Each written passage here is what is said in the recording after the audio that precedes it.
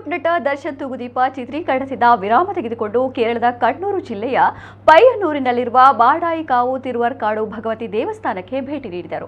ಬಳಿಕ ವಿಶೇಷ ಪೂಜೆ, ಶತ್ರು ಸಂಹಾರ ಪೂಜೆ ಸಲ್ಲಿಸಿದರು. ಅವರ ಜೊತೆ ಪತ್ನಿ, ಪುತ್ರ ಹಾಗೂ ನಟ ಧನ್ವೀರ್ ಕೂಡ ಇದ್ದರು. ತಿರುವರ್ಕಾಡು ಭಗವತಿ ಕ್ಷೇತ್ರದ ಪರವಾಗಿ ದೇವಸ್ಥಾನದ ಆಡಳಿತ ಮಂಡಳಿ ದರ್ಶನ್ ಅವರನ್ನು ಸ್ವಾಗತಿಸಿ ಸನ್ಮಾನಿಸಿದರು.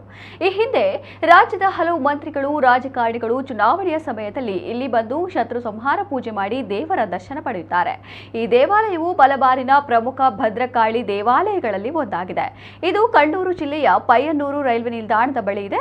ದೇವಿಯನ್ನ ತಿರುವರ್ಕಾಡು ಭಗವತಿ ಎಂದೂ ಕರೆಯುತ್ತಾರೆ. ಮಾಟ ಮಂತ್ರದ ಪರಿಣಾಮಗಳನ್ನು ತೆಗೆದುಹಾಕಲು ಜನರು ಮುಖ್ಯವಾಗಿ ಇಲ್ಲಿಗೆ ಭೇಟಿ ನೀಡುತ್ತಾರೆ ಎಂಬ ಪ್ರತೀತಿ ಇದೆ.